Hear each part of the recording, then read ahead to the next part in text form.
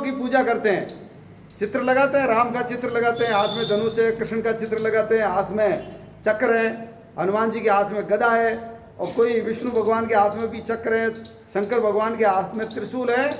लेकिन जो दुर्गा है, जगदम्बा है, उसके हाथों में क्या है? 8 हाथ है और 8 हथियार है। और सभी देवताओं के वाहन तो कोई पशु है, कोई चूहा है, कोई गरुड़ है, कोई हाथी है, लेकिन महिला को किसके ऊपर बिठाया है? महिला को शेर के ऊपर बिठाया है। और हर देवता के 2 हाथ है, महिलाओं के कितने हाथ बनाए हैं? 8 हाथ, यानी महिला पुरुष से कम नहीं है। लेकिन आपने कालांतर में क्या हुआ? हमारी महिलाएं भी बुद्धिमान होती थी, पढ़ी लिखी होती थी, शास्त्रार्थ करती थी। याद करो द्रौपदी का संवाद, भीष्म जैसे लोग भी द्रौपदी के सवालों के उत्तर नहीं दे पाए। गार्गी हो गई, कोई शंकराचार्य का शास्त्रार्थ हुआ तो मंडन मिश्र की पत्नी ने शंकराचार्य को हरा दिया। तो महिलाएं इतनी हमारे यहाँ विद्वान थी, महिलाएं ताकतवर थी, बहादुर थी। अपन याद से कर सकते हैं पन्ना धाय को। पन्ना धाय ने उदय सिंह को बचाने के लिए बोलो अपने बेटे चंदन का बलिदान दिया कि नहीं दिया? लक्ष्मीबाई ने अंग्रेजों के सिर काट काट करके धरती को लाल किया कि नहीं किया? पद्मिनी ने दुष्टों के हाथ में न लग जाऊं मैं, इसलिए उन्होंने 16,000 रानियों के साथ जौहर की ज्वाला के अंदर जलना स्वीकार किया, लेकिन दुष्ट के हाथ में वो नहीं पड़ी। रानी दुर्गावती को याद करो, रानी करमवती को याद करो, ये जो हमारी बीकानेर की किरणा थी, अकबर के छाती के ऊपर अकबर को पटक करके पैर रख करके कटार लेकर खड़ी हुई थी। यदि तूने ये जो 9 रोजे लेते हो, महिलाओं को तुम पहले अपने पास रखते हो हिंदुओं की, फिर हिंदुओं को देते हो, यदि बंद नहीं किया तो मैं तुम्हारे प्राण ले लूंगी। क्या हुआ? अकबर ने कान पकड़ करके नाक रगड़ी और माफी मांगी कि मुझे माफ कर दो। ऐसे ही एक दुर्गा भाभी क्रांतिकारी थी, महिला थी। वो भगत सिंह, सुखदेव, राजगुरु जितने क्रांतिकारी थे, उनको हथियार सप्लाई करने का काम कौन करती थी? वो करती थी, महिला है। घाघरा वगैरह पहनती थी, पैरों के अंदर पिस्तौलें हैं, बंदूकें पहन बांध बांध करके देखकर आ जाती थी। अंग्रेजों को शक नहीं होता था, क्यों? महिला है, महिला को कौन चेक करे? तो महिला किसी भी क्षेत्र में हमारे यहाँ कम नहीं रही, तलवार जानती थी वो। याद करो दशरथ की पत्नी कैकेयी युद्ध के अंदर दशरथ के साथ गई थी, याद है ना आपको? और दशरथ से उसने वर मांगे थे। क्यों? क्योंकि दशरथ की जब प्राण रक्षा की तो दशरथ ने कहा था जब जरूरत पड़े तो तू मुझसे कोई भी वर मांग लेना, मैं तुझको वर दूंगी। वो बहादुर वीर थी, तब युद्ध करने के लिए गई।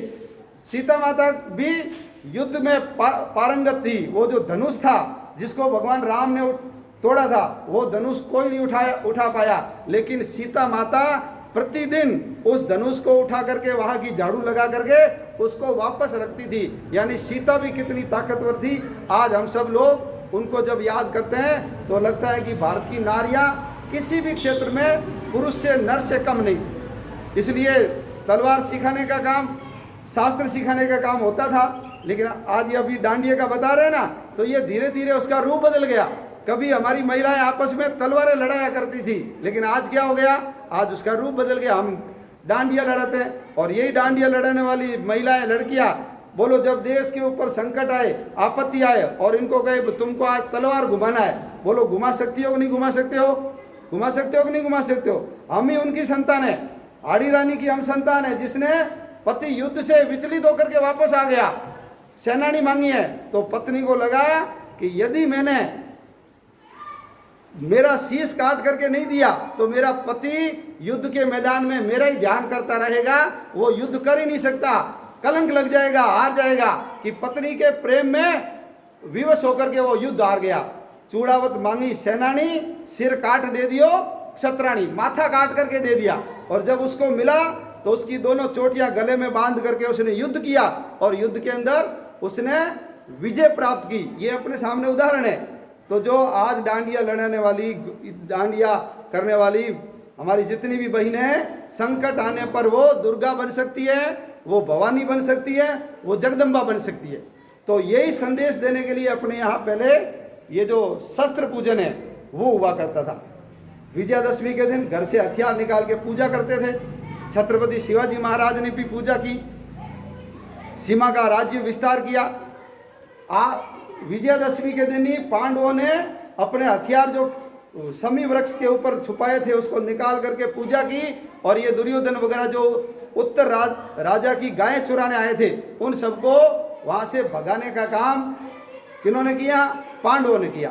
तो आज हिंदू समाज हथियारों की पूजा भूल करके हथियार लिए हुए देवी देवता की पूजा करने लग गया। हथियार हमने धारण करना बंद कर दिया। भगवान राम को वनवास हुआ तो उन्होंने सब छोड़ दिया, आभूषण छोड़ दिए, वस्त्र छोड़ दिए, लेकिन बोलो हथियार लेकर गए कि नहीं गए साथ? हथियार नहीं ले जाते तो रावण मरता क्या? शूर्पणखा का नाक कटता क्या? हथियार नहीं होते तो ताड़का मरती क्या? मारीच का वध होता क्या? हथियार। और ऐसे ही पांडव भी वन में गए, सब कुछ छोड़ दिया, लेकिन वो हथियार लेकर के गए। तो अपन सब लोग विजयादशमी दुर्गाष्टमी इसलिए मनाते हैं कि हम सब लोग जगदम्बा की 8 हाथों में हथियार पूजा करेंगे ही करेंगे, राम की करेंगे, कृष्ण की करेंगे, लेकिन घर के अंदर हथियार होना भी चाहिए। इसलिए घर में हथियार ला करके उसकी पूजा करना और अपने घर में रखना। आज हिंदू की क्या स्थिति हो गई है? वो घर के अंदर फ्लैट टीवी लाता है 20,000 की, वो सोफा सेट लगाता है, वो घर के अंदर बढ़िया से बढ़िया फर्नीचर लगाता है, बढ़िया से बढ़िया मार्बल लगाता है, 3 मंजिल घर बनाता है, लेकिन उनको पूछे कि घर के रखवाली के लिए घर में कोई छोटा मोटा चाकू है क्या? हमारे तो सब्जी काटने वाला चाकू भी ऐसा होता है कि सब्जी काटते काटते मुड़ जाता है वो।